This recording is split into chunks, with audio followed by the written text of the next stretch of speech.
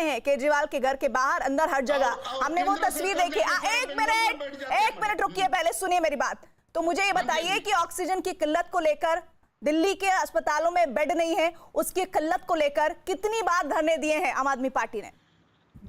आम आदमी पार्टी क्यों धरना देगी मैडम? ये तो केंद्र सरकार को ये समझना चाहिए। केंद्र सरकार पूरा जाके बैठ गया बंगाल में एक चीफ मिनिस्टर को हराने के लिए। ये क्यों नहीं कहते हैं आप लोग? आप तो उल्टा गंगा बहा रहे हैं भाई। कमजोर को आप अटैक करते हैं, केंद्र सरकार के ऊपर आक्षेप क्यों नहीं लगाते हैं? जो सत्ता में है वो कब से कमजोर होने लगा?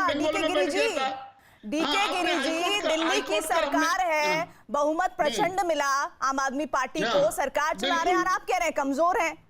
कमजोर जहां जहां कमजोर होते हैं, एक मिनट नहीं सुनिए, जहां जहां कमजोर होते हैं वहां धरने पर बैठते हैं कि नहीं बैठते हैं? ये बताने के लिए देखिए हमारे पास कुछ नहीं है, ये बताने के लिए बैठते हैं ना। हाथ जोड़ के गुजारिश किया प्रधानमंत्री को, कहते प्रधानमंत्री जी हमें सपोर्ट करिए, दिल्ली का सबसे बुरा हाल है। मैं आपको हाथ जोड़ के प्रार्थना करता हूं। प्रधानमंत्री कहां करें, उनके पास समय कहां है? अभी तो बंगाल से आए। पहले तो मेरा डिमांड है कि लेफ्टिनेंट गवर्नर को डिसमिस करिए, इलेक्शन कमीशन के खिलाफ मुकदमा चलाइए।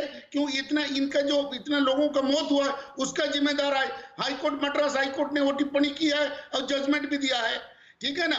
इलेक्शन कमीशन कलकत्ता हाईकोर्ट ने, ठीक है गौरव भाटिया, तो ये क्यों नहीं कहते? आपका क्लियर है स्टेटमेंट, मैं समझ गई। गौरव भाटिया, दिल्ली की एक कमजोर सरकार से आप क्या उम्मीद करते हैं? जितना हो पाया उन्होंने किया, आप बताइए आपने क्या किया? देखिए ऐसा है प्रीति जी, ये मायने नहीं रखता है कि ये क्या कहते हैं, क्योंकि ये ज्यादा से ज्यादा आम आदमी पार्टी के समर्थक हैं। और जहां तक मेरी जानकारी है, आम आदमी पार्टी के प्रवक्ता, संविधान के हिसाब से बोल रहा हूं, मैं संविधान के हिसाब से बोल रहा हूं। मैं अपनी बात पूरी करना चाहता हूं।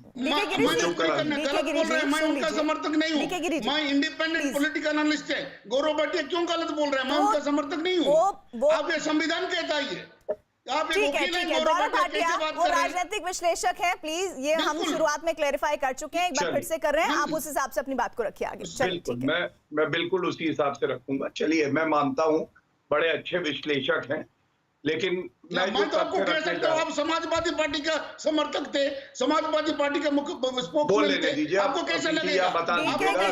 आज के समय की बात कर लें, आज के मुद्दे जो है उस पर बात कर लें। दिल्ली में जो इस वक्त कोहराम मचा हुआ है उस पर बात कर लें। दिल्ली हाईकोर्ट ने जो फटकार लगाई उस पर बात कर लें। कि आपसे नहीं समझ रहा है तो फिर बताइए क्या किया जाए आगे। सुन तो लीजिए, आपकी बात तो सब सुन रहे थे। मैंने कहा कि मैं उनका समर्थक हूं। ये अरे भाई बोल दिया, क्लियर कर दिया, उसके बाद भी आपको तकलीफ हो रही है। कल कांग्रेस का स्पोक्समैन बन गए, उनका क्या भरोसा? हम अच्छा सुनिए, हमने आपको गौरव भाटिया पर बात करने के लिए बुलाया है इस डिबेट में। नहीं, उन्होंने मुझे अपने वकील के उन्होंने ठीक तो कर लिया, आपने सुना नहीं क्या? नहीं, मैं सुना, ठीक है, आप एक को ही डिपेंड करेंगे। नहीं, कोई डिपेंड करने की बात नहीं, आपने अपनी बारी पर बोला। गौरव भाटिया अपनी बारी पर बोल रहे हैं।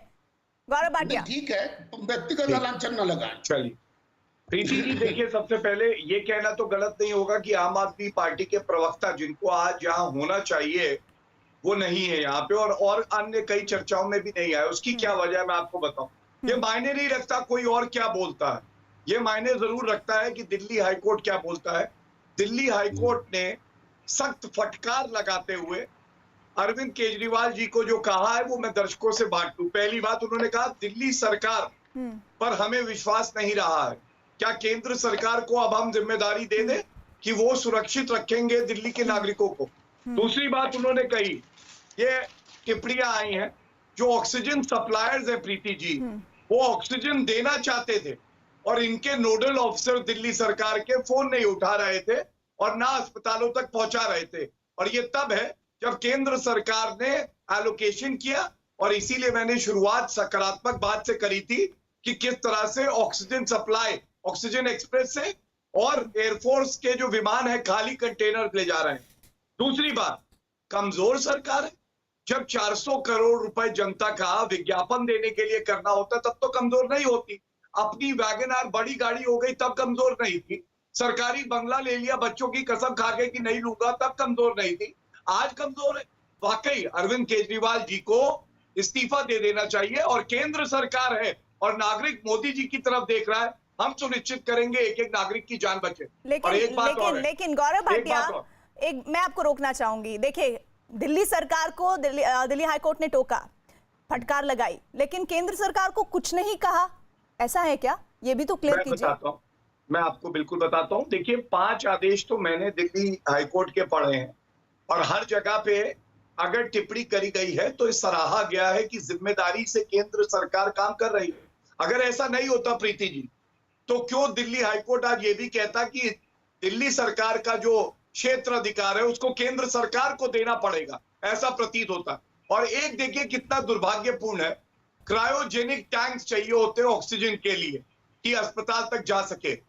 4 दिन निकल गए, अरविंद केजरीवाल जी के वकील हाईकोर्ट में बोलते रहे, लेकिन उनके पास क्रायोजेनिक टैंक्स नहीं थे, जबकि दूसरे प्रदेशों के पास थे। ये इश्तिहार दिया कल, ये पहले क्यों नहीं दे सकते थे?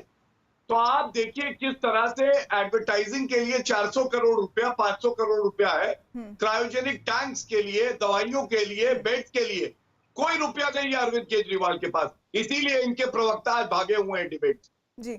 अलका लामा जी, दिल्ली सरकार से एक ऐसी चूक हुई जिसकी भरपाई आने वाले दिनों में कभी नहीं हो पाएगी, क्योंकि कई लोगों ने अपने परिवार के मुखिया को खो दिया, एक मां ने जवान बेटे को खो दिया। लेकिन इस चूक को एक्सेप्ट करने के बजाय अब बता रहे हैं कि हमारे पास आधी पावर है, हम जितना कर पाए हमने किया, हम आगे भी कर रहे हैं, हम फ्रांस से ये चीज मंगा रहे हैं, हम तमाम चीजें, टैंकर के बारे में बात कर रहे हैं। ये कह देना अब लगता है कि दिल्ली के जो लोग हैं उनके जख्मों पर मरहम लगा रहे हैं, या फिर मंशा अभी भी कुछ बहुत सारे सवालों के साथ है? प्रीति जी धन्यवाद। 15 मिनट हो गए डिबेट को, मैं बिल्कुल नहीं बोली, किसी के बीच में कोई नहीं बोलेगा। अगर आपका सवाल राजनीतिक नहीं है तो मेरा जवाब भी राजनीतिक नहीं होगा, ये मानकर चला जाएगा। आपने सवाल किया है कि देर कर दी, बिल्कुल बहुत देर कर दी, ये हम नहीं कह रहे, ये दिल्ली हाईकोर्ट ने आज फटकार लगाते हुए कहा है। आपको ध्यान है अभी पार्लियामेंट के अंदर जीएनसीटी एक्ट के ऊपर संशोधन आया था। दोनों एलजी की सब ताकतें क्या होंगी, अधिकार क्या होंगे, और मुख्यमंत्री चुने हुए के अधिकार क्या होंगे, घमासान मचा, धरना प्रदर्शन हुए, कोर्ट में जाने की बात हुई। जब हक और अधिकारों की बात आती है दोनों सामने आ जाते हैं, जब जिम्मेदारी और जवाबदेही की बात आ रही है दोनों भाग जाते हैं। किसने तय किया था? दिल्ली और केंद्र ने तो तय किया था कि हम 8 ऑक्सीजन प्लांट दिल्ली में लगाएंगे। क्यों नहीं लगे 8 प्लांट दिल्ली के अंदर? किससे पूछे, केंद्र से पूछे या दिल्ली से पूछे? आज अरविंद केजरीवाल जी कहते हैं 1 महीने में 44 प्लांट लगा दूंगा। अब सही बात है, पहले कहा ऑक्सीजन नहीं है, ऑक्सीजन की व्यवस्था की तो कहते हैं हमारे पास ऑक्सीजन के लिए